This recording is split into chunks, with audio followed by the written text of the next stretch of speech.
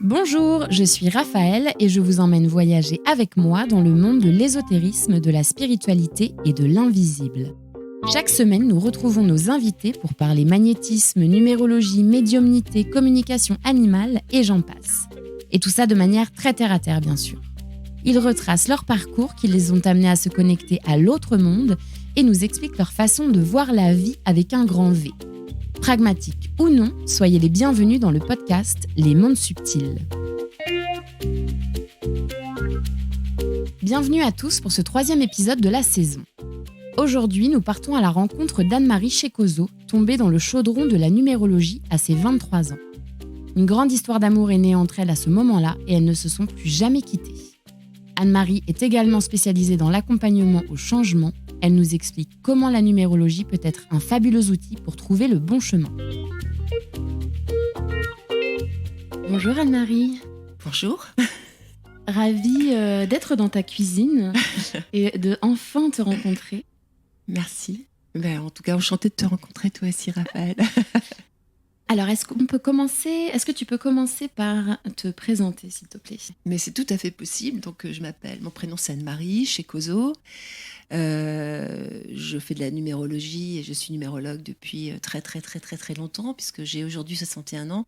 Et j'en fais depuis, je suis tombée dedans, alors vraiment par hasard à l'âge de 23 ans. Je fais à côté de ça un autre métier, qui est mon métier de base. Je suis une communicante. J'ai une spécialité qui est l'accompagnement au changement et la gestion de crise, l'organisation d'événementiels. J'ai travaillé pour des gros groupes, pour des structures un peu plus petites, et j'ai jamais pu de toute façon me passer de l'activité de la numérologie parce que c'était toujours été complémentaire à ma vie au quotidien et ça a toujours accompagné ma vie au quotidien. Vous faites un. Exactement. Et alors du coup, ça vient d'où la numérologie ? Qui a inventé, qui a capté que les chiffres pouvaient nous aider ? Alors ça remonte tellement loin qu'on ne sait pas bien. Simplement, les premiers écrits qui apparaissent sont en Égypte et dans la grande cité de Babylone. On a redécouvert les fameuses tablettes de cette cité, de la bibliothèque qui avait été déménagée de Babylone. Et donc, il y a des millions de tablettes. Et on s'est aperçu que non seulement ces peuples avaient des grandes connaissances en astrologie, pour tout ce qui concernait le système planétaire, mais que la numérologie faisait du coup partie de leur philosophie, de leur connaissance et de la façon dont ils avaient abordé l'univers. En clair, c'est une interaction profonde entre la connaissance de l'univers, du plus petit et du plus grand, de ce qui nous motive, du début de la cellule, du 1 qui va faire 2, qui va faire 4, qui va faire 8, jusque les planètes, l'univers, l'extension de l'univers. Et donc, cette numérologie, ces premières notions de numérologie sont apparues à ce moment-là. Ça s'est très certainement développé, ça a de toute façon contribué au système chaldéen, qui est un système de philosophie de vie, et sous l'influence des Hébreux. Il faut savoir que dans la culture de la langue hébraïque, les chiffres et les lettres sont équivalentes. Et en clair, une lettre et un chiffre, c'est pareil. Donc à cette époque-là, dans ces temps-là, la lettre vibrait et on décodait le nombre dans lequel elle vibrait. Et donc le nombre devenait lettre et lettre devenait nombre et ensuite se matérialisait en quelque chose. Et donc ça remonte à des civilisations qui étaient extrêmement développées, qui étaient très avancées, dont on ne connaît pas tout encore aujourd'hui, mais en tout cas la numérologie nous vient de là. Ensuite, des preuves existent que la numérologie a été utilisée il y a des milliers d'années en Chine, à Rome, au Japon, en Grèce. Et la numérologie moderne, telle que moi je la pratique, a été plutôt associée au philosophe grec Pythagore, qui est né en Grèce en 590 avant Jésus-Christ. Donc même là, même si on considère qu'elle est moderne, elle est quand même bien ancienne. Et même Pythagore disait que l'univers entier pouvait s'exprimer au travers des nombres. Je me souviens des heures de maths au collège, avec le théorème de Pythagore. Je crois que tout le monde s'en souvient. Et d'ailleurs, je me demande même si finalement, le désamour pour la numérologie ne vient pas un peu de lui.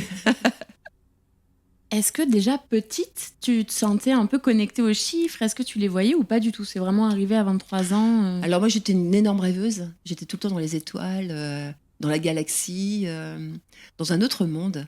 Je suis du signe du poisson et je crois que je suis véritablement poisson. J'ai vécu toute ma petite enfance le nez dans les étoiles.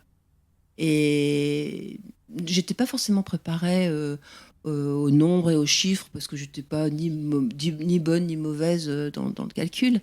Mais en revanche, du moment où on m'a dit qu'il y avait de la vibration dans le nombre et que cette vibration pouvait vraiment déterminer ou réveiller, là, ça m'est apparu comme une évidence. Bien sûr, nous sommes vibration, nous vibrons. Il est évident, Raphaël, que si je te dis, et après dans mon métier de communicante, ça s'est avéré, il est évident que quand on dit un mot doux et d'amour à quelqu'un, la vibration sera très différente de si on l'agresse. Donc, ne serait-ce que dans notre vie au quotidien, on ne peut pas nier qu'il y a une valeur des mots et cette valeur, elle est vibration et que ça dépasse même le langage. Ça va au-delà de ça, ça va même au-delà de l'esprit. Ça touche autre chose. Donc ça touche pour moi, en tout cas, c'est une évidence, le cœur et l'âme. Et si ça touche le cœur et l'âme, c'est qu'il y a une résonance et cette résonance produit quelque chose, produit un effet. C'est en ça où la numérologie est intéressante, c'est qu'elle nous apprend qui on est profondément, elle nous dit d'où on vient et où on va, elle nous dit pourquoi on est sur cette terre et elle nous donne donc de la spiritualité. Qu'est-ce que de la spiritualité? Si c'est un jour se poser la question, et qui ne se l'est pas posé un jour, qu'est-ce que je fais là? Je suis venue là pourquoi? Et qu'est-ce que j'ai à faire sur cette terre? Je suis là pourquoi? Tout simplement. Ça, pour moi, c'est la spiritualité. C'est se poser la véritable question. Et du moment où on se pose la véritable question, il y a certainement plein d'outils. Moi, j'en connais un. Et c'est un outil qui, au quotidien, m'étonne, me réjouit. Je suis sûre qu'il y en a d'autres. Mais en tout cas, celui-là, il est vraiment juste. Et je peux en témoigner puisque tout au long de ma vie, j'ai vérifié au travers de mon thème qu'effectivement, j'étais bien sur mon chemin. Et effectivement, il y a des possibilités pour savoir au moment où on y est, au moment où on y est moins, au moment où effectivement on s'aperçoit qu'il y a des épreuves qui nous arrivent, on se demande pourquoi. La numérologie peut nous indiquer le pourquoi, le comment et à quoi on résiste. Et finalement, quel est notre destin et quel est notre objectif et pourquoi ça nous arrive à ce moment-là. Donc c'est utile. Ça peut aussi éclairer un chemin qui est devenu un peu brouillé, où on ne sait pas trop où on va, ni ce pourquoi on est fait. Aujourd'hui, on est quand même dans une période où beaucoup de personnes se posent des questions. Le monde est en train de changer. Je pense que c'est pas étonnant que de nouveau, il y ait des gens qui s'intéressent à la vibration des nombres. Tu m'as fait mon thème aujourd'hui qui était incroyable. Mais si j'ai bien compris, tu as une pratique de la numérologie qui est assez différente, on peut dire? Oui, en tout cas, elle n'est pas stratégique, elle est karmique. Je considère que notre âme, c'est tout et qu'elle se réincarne sur la Terre pour apprendre des leçons. Ces leçons correspondent à un nombre, ou à un maître nombre d'ailleurs. Et donc cette leçon, évidemment, on se réincarne avec une boîte à outils et c'est le potentiel et c'est ce que nous donne un thème de numérologie. Donc on peut peut-être en brancher, si tu veux, sur la valeur des nombres, parce que ce sont les leçons. Ces leçons, alors par exemple, un chemin de vie 1, c'est l'affirmation de soi, c'est le débuter à des projets, savoir initier, c'est un peu le leader, celui qui va emmener les gens, celui qui va donner la lumière. Il est évident que quand on est sur un chemin de vie, sur une leçon à apprendre, la leçon est bien à apprendre. Donc ça veut dire qu'on a toute la vie pour l'apprendre. Ça veut dire qu'on n'est pas... là, c'est pas bébé, on devient leader. Hein. C'est au bout de l'expérimentation et des diverses leçons qu'on aura apprises dans cette vie, on sera devenu un leader. Le chemin de vie, il faut pas se leurrer, c'est pas je tombe dans la potion et je deviens un leader et je deviens Superman, pas du tout. C'est vraiment la leçon à apprendre. Donc l'affirmation de soi, la confiance en soi, devenir leader, devenir un phare pour les autres. Le 2, l'association, savoir s'associer, savoir partager. Et puis aussi un petit peu savoir se révéler au travers de l'autre, ou que l'autre puisse se révéler au travers de nous. Le 3, c'est la communication, hein. C'est toi, moi et ce qu'il y a entre nous. Donc c'est la communication, la transmission, mais c'est aussi le jeu. Le 4, c'est la maison, c'est les 4 murs, c'est les fondations. Alors c'est la maison extérieure, celle qui nous protège, mais c'est aussi notre fondation et notre maison intérieure, nos valeurs profondes, ce qui nous construit. Le 5, c'est l'expérimentation, c'est les 5 sens, c'est le voyage. Alors attention, parce que le 5, c'est aussi un peu les extrêmes parfois, donc les voyages un petit peu dans des mondes avec des substances particulières. Donc c'est un chemin de vie où il y a forcément des embûches, mais en même temps, forcément, il y a aussi les remèdes. Le 6, moi j'ai l'habitude de dire, c'est la maman pélican, c'est ce que je donne, mais c'est du coup aussi ce que je reçois, c'est le bien-être, c'est l'harmonie, c'est la famille, c'est la responsabilité familiale aussi, mais c'est l'amour pur. Et puis le 7, c'est la spiritualité, c'est les messages de l'âme, c'est ce qu'elle sait déjà et c'est ce qu'elle a à apprendre. Le 8, c'est le matériel, c'est notre vitrine sociale. C'est la manière dont on nous voit en société. Et puis le 9, eh bien, ce sont les grandes idées, les grands idéaux, c'est le monde, la représentation du monde. Alors le monde terrestre, le monde universel, le monde ésotérique aussi. Enfin, c'est tous les mondes qu'on puisse imaginer, mais qui affirment une différence. Et puis ensuite, il y a des maîtres nombres qui sont des doubles énergies. Le 11, le 22 et maintenant le 33.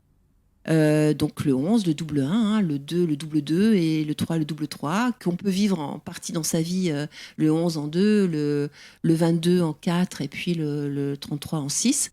Mais alors on peut choisir très bien d'ailleurs de vivre de cette façon-là toute sa vie, mais normalement, ce sont des guides qui se réincarnent parce qu'ils ont des choses à faire. Et souvent, ce sont des doubles énergies où on apprend doublement, on pédale 2 fois plus vite dans la vie. C'est pas du tout confortable. On dit maître nombre d'ailleurs, non pas parce qu'ils sont maîtres, mais parce que ils acquièrent la maîtrise de leur énergie à partir de la 40-45 ans. Ça veut dire qu'ils ont fait très très vite. Ils ont une forme d'obligation d'acquérir cette maîtrise-là à la mi-vie. Et pour cela, ils doivent pédaler plus vite que les autres. Voilà, alors que nous, on a toute la vie pour faire notre chemin de vie. Moi, j'ai un chemin de vie 8.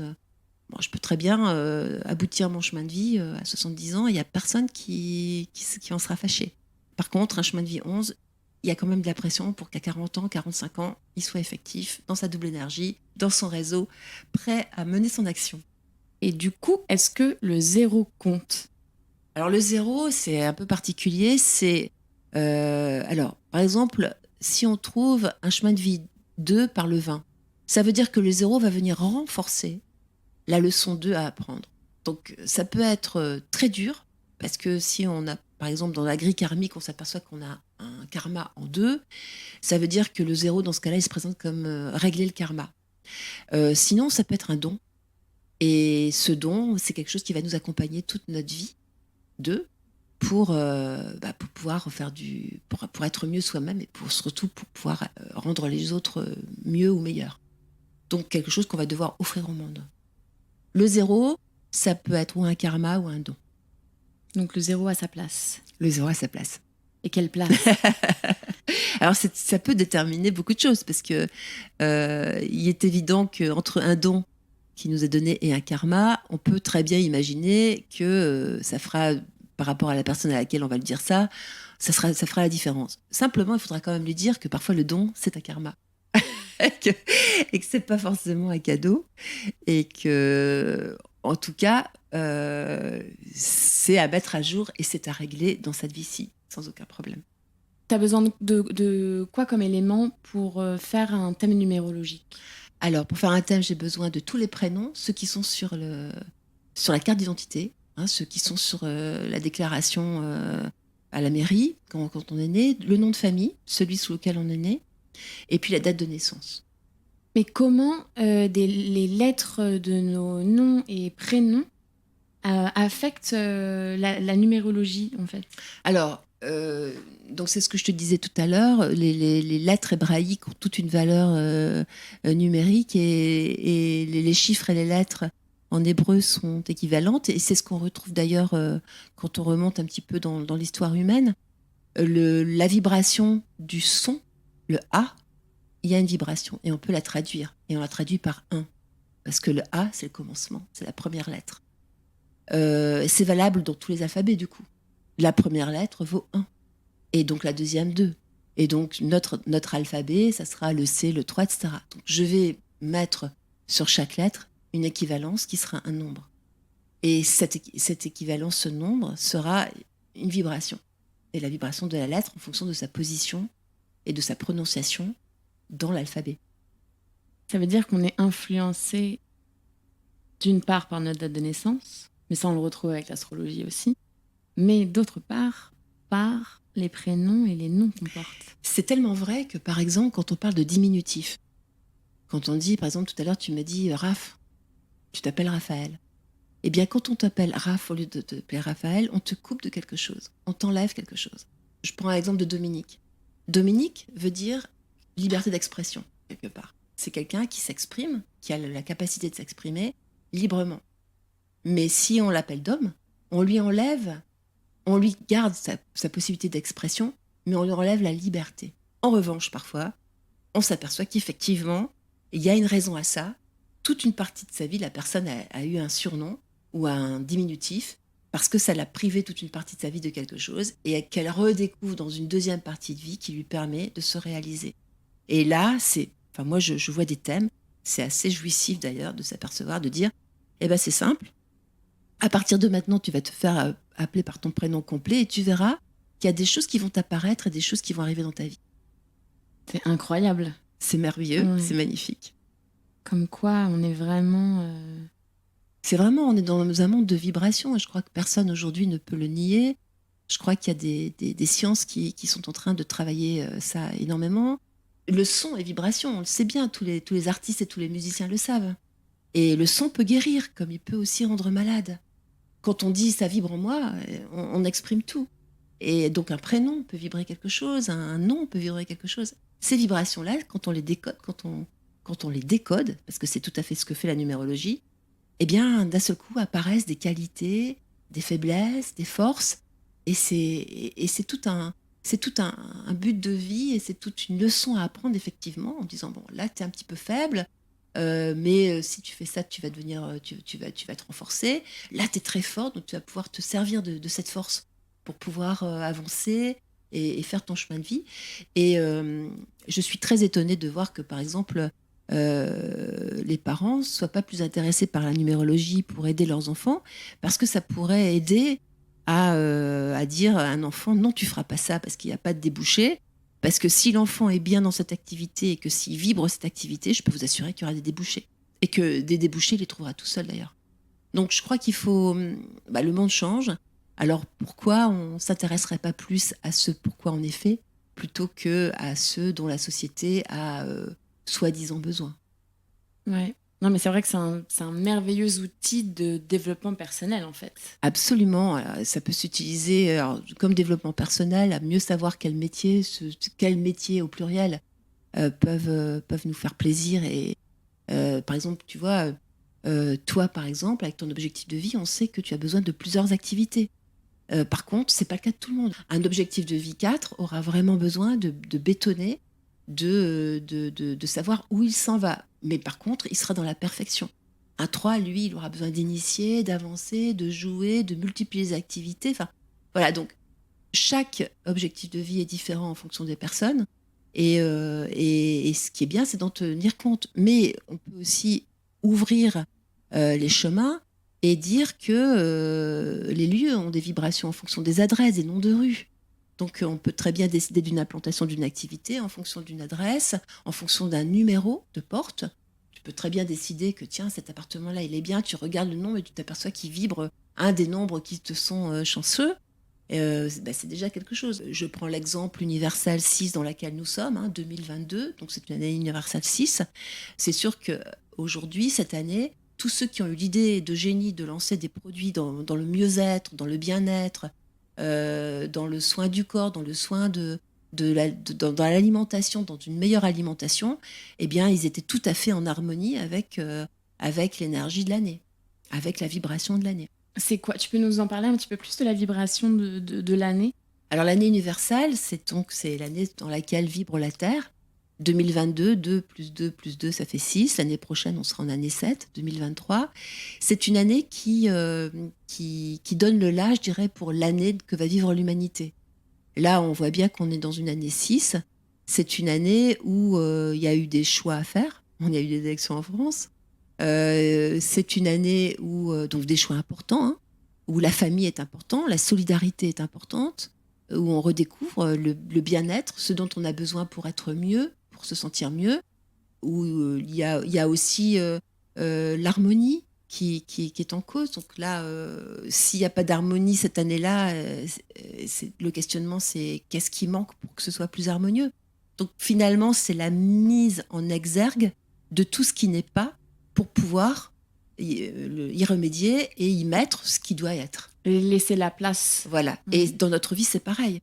Si moi, je suis en année personnelle 6 parce que je vibre sur l'année universelle, mais si toi, tu es en année universelle 9, eh bien, toi, tu auras dans ta vie à faire des choses à ce moment-là. Si tu les fais pas, tu seras rattrapé par la patrouille 9 ans après. Si aujourd'hui, en 2022, l'humanité ne met pas en œuvre pour elle ce qui contribue à son mieux-être, à l'harmonie, à la solidarité, à la famille, et qu'elle néglige ça et qu'on continue à avancer comme on avance aujourd'hui, eh bien dans 9 ans, on récupérera tout ce qu'on n'a pas fait, mais multiplié, parce que ça nous reviendra en boomerang et beaucoup plus intense.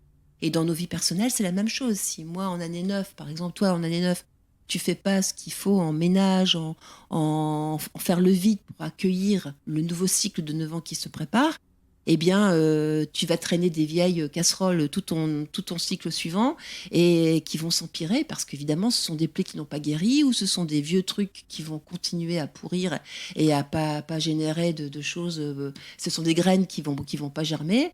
Et donc, il est nécessaire de considérer que dans notre vie, il y a des moments où il faut se séparer de certaines choses et il y a des moments où on peut faire entrer d'autres choses. Quelles sont les grandes lignes d'un thème numérologique ? Alors, ce que tout le monde connaît, c'est le chemin de vie, parce qu'aujourd'hui, c'est un petit peu comme en astrologie, être poisson, taureau, vierge.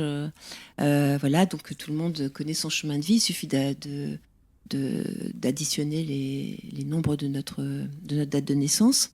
Donc ça nous donne la leçon à apprendre. Mais ce qui est absolument nécessaire de savoir, c'est aussi l'objectif de vie qui nous dit pourquoi on est fait et comment on va faire ce chemin de vie, comment on va pouvoir se réaliser en faisant ce chemin de vie, parce que finalement il y a la leçon et puis il y a les travaux pratiques. Et puis il y a aussi le nombre d'expressions qui est finalement le caractère, la manière dont on se présente au monde. Il y a aussi l'expression des sentiments, parce que ça sera très important dans la vie amoureuse, dans notre relation à l'autre, dans la manière dont on va accueillir l'amour ou pas. Après, dans les nombres qui, moi, me tiennent à cœur, il y a le désir du cœur. Parce que le désir du cœur, c'est vraiment la profondeur de l'être. C'est pas ce que désire l'âme, parce que l'âme, elle désire apprendre. Mais c'est quand même, quelque part, à quelle douceur on a envie de se laisser aller. Donc ça, c'est tout mignon. Et puis, ça humanise beaucoup le thème. Et puis, ce qui est important aussi, bien sûr, c'est la vibration de l'année en cours et de regarder la vibration des mois, parce que ça nous indique finalement tout au long de l'année ce qui va être intelligent de travailler ou pas, s'il faut agir ou il vaut mieux pas. Enfin, il y a des temps de réflexion, il y a des temps d'action, et ça nous est bien donné par la vibration des mois, parfois même des jours. Hein. On peut très bien regarder une date et en fonction de cette date, dire celle-là, ça vibre moins bien par rapport à moi, surtout pour ce type de rendez-vous. Enfin, après, ça devient une espèce de discipline presque, qui nous permet d'avancer plus rapidement. Tu t'aperçois bien que rien qu'avec ça, déjà, tu as un profil. Tu te rends compte de qui tu as affaire. Mais après, moi, je fais la grille karmique. Alors, certains l'appellent la grille des potentiels. Moi, je l'appelle la grille karmique. C'est-à-dire que au fur et à mesure des réincarnations de ton âme, elle a donc appris plein de leçons. Ton âme sait tout, mais elle vient expérimenter sur la Terre. Et donc, elle a expérimenté plein de choses. Et donc, au travers de ta grille karmique, tu peux regarder ce qu'elle a expérimenté plus ou moins bien. Et en fonction de ça, eh bien, ça te donne les outils que tu as dans cette vie-ci pour pouvoir avancer. En clair, c'est comme un bulletin. tes bulletins scolaires de toutes les années précédentes, où on te dit, ben là, dans cette matière-là, tu étais fort, dans cette matière-là, tu étais moins forte. Donc aujourd'hui, tu récupères, tu es peut-être super fort là, mais tu vas devoir te renforcer dans cette matière-là. Et c'est une façon de savoir pourquoi la vie, finalement, elle est scalée, de mieux comprendre les erreurs, les épreuves passées, et peut-être les erreurs qu'on aurait pu faire, et de mieux comprendre ce qui nous attend dans l'avenir et ce qu'on aura à régler aussi. Donc c'est vraiment une façon d'avancer, et d'avancer, je dirais, efficacement. Je ne parle pas de bonheur dans la numérologie, je parle de potentiel, et forcément quand on est sur son chemin, forcément quand on est dans ses baskets, quand on sait qu'on est dans son objectif de vie et que ce qu'on fait nous donne la banane tous les matins quand on se lève, bah, c'est quoi le bonheur ? Il me semble qu'on est quand même sur le chemin du bonheur là. Ouais, c'est marrant parce que dans le premier épisode du podcast, donc j'interviewe Lounès qui est magnétiseur. Et Lounès finit par... l'épisode se termine où Lounès dit en fait le bonheur c'est quoi ? C'est l'expression de soi. Et la numérologie c'est quoi ? C'est apprendre à exprimer le meilleur de soi-même. Ouais, exactement. À utiliser son potentiel, vraiment. C'est tellement marquant d'ailleurs que... et vraiment c'est quelque chose qui me marque tout le temps, c'est que parfois j'ai fait le thème de plein de mes amis, donc que je connaissais. Et parfois... je me dis, waouh, il a tout ça et il a fait que ça. Et d'autres fois, je me suis dit, oh, ce qu'elle a fait, c'est extraordinaire parce qu'elle avait si peu. C'est pas qu'elle avait si peu, c'est qu'elle a vraiment utilisé à 100% tout ce qui lui a été donné. Et que d'autres qui avaient peut-être beaucoup, bah, ils ont été peut-être un petit peu plus paresseux et qu'ils ont pris ce qui arrivait sans trop travailler. Parfois, c'est extrêmement original, ça montre d'une grosse adaptation. Ou parfois pas du tout. Voilà. Mais c'est marquant. Et si ça arrive à un âge de vie où il y a encore des possibilités, ça peut aussi faire prendre conscience à la personne qu'on a en face de soi, qu'elle a super bien bossé, et donc c'est quand même encourageant pour la suite, ou bien qu'elle a encore plein de choses à faire et qu'elle a encore plein de potentiel et qu'elle a encore plein de choses à réaliser pour être encore mieux dans sa peau, pour être encore plus dans la réussite, pour être encore plus sur son chemin de vie. Donc ça peut être une motivation supplémentaire. Et du coup, ça me fait rebondir sur une question, une de mes grandes questions existentielles de quelle est la part de destin et quelle est la part de libre arbitre, dans le sens où, tu vois, s'il y a quand même une espèce de prédétermination, en fait, avec les chiffres qui nous sont donnés dès la naissance, à quel point sommes-nous libres ? Comment tu vois les choses par rapport à ça ? Le libre arbitre est parfait et complet. On a vraiment un pouvoir complet sur notre vie. Et c'est ce qui me plaît dans la numérologie.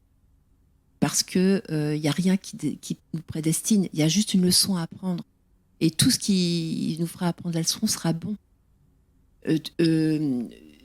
Alors, moi, j'ai coutume de dire que le chemin de vie, c'est une route très large de possibilités, mais qui nous guide toujours vers le travail d'expérimentation de l'énergie de notre chiffre de chemin de vie. C'est-à-dire qu'en clair, la vie, elle va nous faire des propositions constantes pour apprendre la leçon.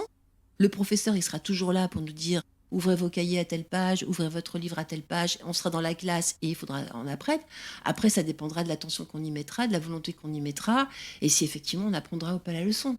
Mais le professeur, il pourra juste nous proposer et nous, on pourra juste décider si effectivement on prend ou on prend pas la leçon. Et du coup, on peut effectivement résister aux propositions d'expérimentation que nous fait la vie. Simplement, c'est ce que je te disais tout à l'heure, elle nous le fera quand même de plus en plus avec insistance, parce que le but, c'est quand même d'apprendre la leçon. Donc notre âme, elle a quand même envie d'apprendre la leçon. Donc il y aura quand même des choses qui reviendront avec insistance. C'est pour ça qu'il y a des gens qui, dans leur vie, disent « Ah, j'ai pas de chance ». Finalement, tous les hommes que j'ai rencontrés, toutes les femmes que j'ai rencontrées, elles avaient ce profil-là, elles étaient comme ci, comme ça. Finalement, j'ai les opportunités, c'est vrai que j'ai eu des opportunités, mais je les ai pas saisies. Et puis, il y a parfois aussi des personnes qui racontent des vies où il y a plein de trous. Et ces trous, c'est parce qu'elles n'ont pas fait les choix, elles se sont pas lancées, elles n'ont pas osé, elles n'ont pas... Voilà. Mais en même temps, elles sont toujours vivantes et leur vie s'est quand même déroulée. c'est pas, mais elles n'ont pas fait les choix qui auraient pu les amener à leur optimum, à ce qui était le meilleur pour elles.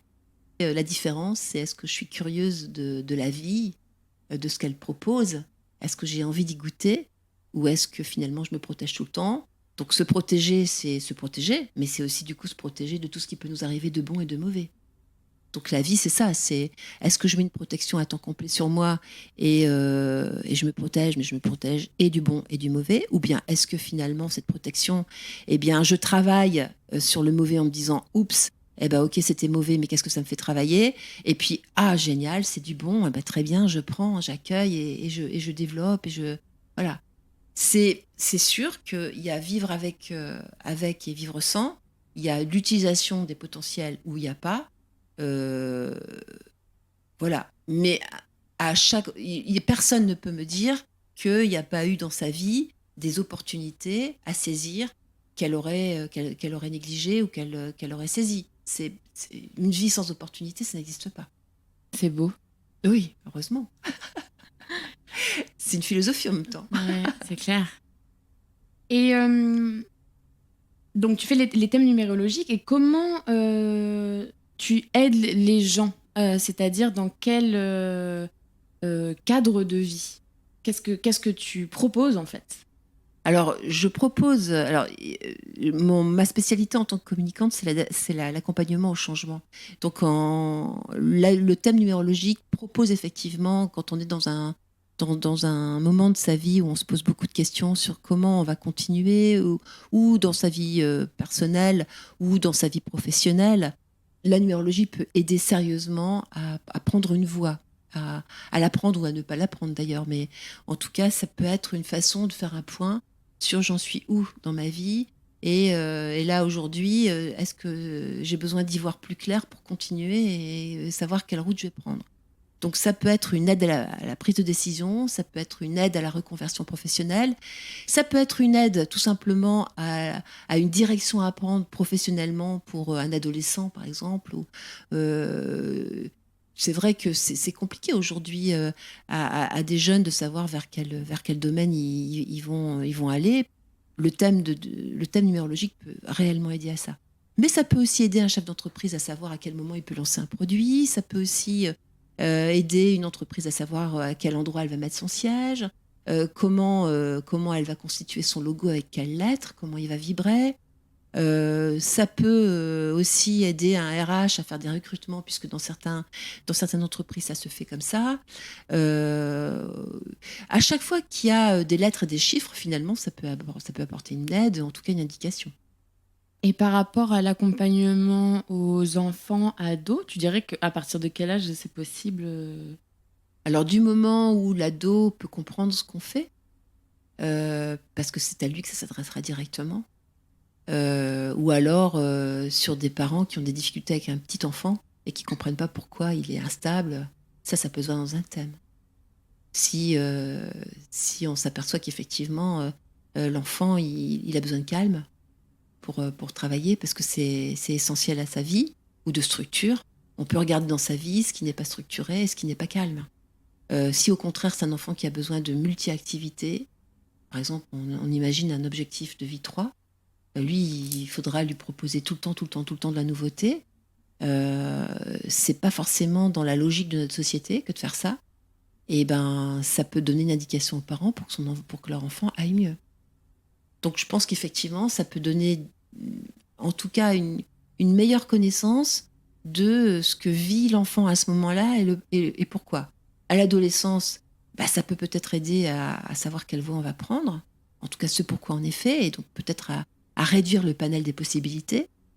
Et puis, à un âge plus avancé, ça peut aider à une reconversion quand on s'aperçoit qu'effectivement, on n'est pas bien du tout dans sa vie, dans son job, dans son activité. Ce qui est le cas de beaucoup de monde en ce moment. Alors, il y a beaucoup de remises en question en ce moment, parce que le monde change, parce que le monde bouge, parce qu'on a découvert, là, les dernières années, qu'il y avait peut-être des choses qui étaient plus importantes que d'autres. On est en plus dans une année 6, où on a à faire des choix, où on a à réfléchir sur son bien-être personnel, sur la manière d'utiliser au maximum et au mieux son potentiel et ce qu'on en a fait. Parce que c'est pas tout d'avoir des dons et d'avoir un potentiel, mais qu'est-ce qu'on en fait? Et si on l'a, ça veut dire qu'on est joyeux et heureux de l'utiliser et qu'on est malheureux et triste si on l'utilise pas. Donc oui, en ce moment, on est sur une phase importante qui concerne tout le monde et ça va pas s'arranger parce que de toute façon, là, on va vers la fin d'un cycle qui va se faire dans 3 ans. Et cette fin de cycle va aboutir sur un nouveau cycle de 9 ans pour nous tous, où il faudra mettre en place des nouveautés, des choses, débuter des nouveaux projets, où il sera nécessaire de voir les choses peut-être différemment de la manière dont on les a vues et perçues jusqu'à aujourd'hui. Donc la numérologie, là, je dirais aussi bien au niveau collectif qu'au niveau personnel, c'est comme un peu une façon de rentrer dans un orchestre, de rentrer dans une symphonie sans faire de couac. Moi, j'ai une vision qui est la mienne, mais c'est une conviction réelle et profonde. C'est que si chacun d'entre nous était réellement sur son chemin de vie, s'il avait conscience de son potentiel et qu'il faisait tout pour que ce potentiel soit mis à jour, soit partagé, soit offert au monde, alors là, je suis sûre qu'on vivrait dans une société, dans un monde extraordinaire et magnifique, avec beaucoup d'harmonie et beaucoup d'amour et beaucoup de joie partagée et de joie personnelle, et que les personnes iraient beaucoup mieux, et que les pays iraient beaucoup mieux, et que du coup, le monde irait beaucoup mieux. Merci beaucoup Anne-Marie, c'était un vrai plaisir. Et merci à toi Raphaël, parce que c'était un vrai plaisir pour moi aussi. Et puis parler de quelque chose qu'on aime, et quel bonheur, tu nous donnes cette possibilité-là. Alors merci. Merci à toi, ça se sent que tu vibres ce que tu fais et c'est très beau à voir. Merci. C'est fini pour aujourd'hui, j'espère que vous avez aimé écouter Anne-Marie parler numérologie autant que moi. Si vous êtes intéressé pour qu'elle vous fasse votre thème numérologique ou qu'elle vous accompagne, vous pouvez aller sur son compte Instagram pour plus d'infos. Le podcast Les Mondes Subtils est disponible sur vos plateformes d'écoute préférées, Apple Podcast, Amazon Music, Spotify et YouTube. N'hésitez pas à le partager autour de vous et à mettre des étoiles. Si ce que je fais vous plaît et que vous en voulez plus, vous pouvez faire des dons pour me soutenir. Et j'annonce également que je lance ma newsletter en septembre. Vous pouvez vous inscrire dès maintenant pour ne rien louper lors de sa sortie. Je vous mets tous les liens dans les notes de l'épisode. On se retrouve vendredi prochain pour un nouvel épisode avec Regina Martineau, une grande dame dans le monde de la lithothérapie bioénergétique. Elle nous racontera son parcours du monde de la danse contemporaine et des costumes à sa découverte de la bioénergétique et des pierres, et nous parlera un peu plus des subtilités du monde minéral. Et pour finir, je voudrais remercier plusieurs personnes sans qui ce projet n'aurait pas pu voir le jour. Merci déjà à tous les invités pour leur temps, leur confiance et leur bonne humeur. J'ai vraiment adoré mes moments avec chacun de vous. Un grand merci à ma chou, Alix de Crécy, qui s'est occupée de la stratégie digitale et pour son soutien au quotidien. Un grand merci aussi au brillantissime directeur artistique Éric de Crécy pour toute la création visuelle que je trouve tout simplement sublime. Merci à Alice Krief des Belles Fréquences qui a réalisé le mixage et réparé mes petites erreurs. Et enfin, merci à ma sirène, Marie Sala, pour son écoute, son soutien et son encouragement depuis des années. Allez, salut, à la semaine prochaine.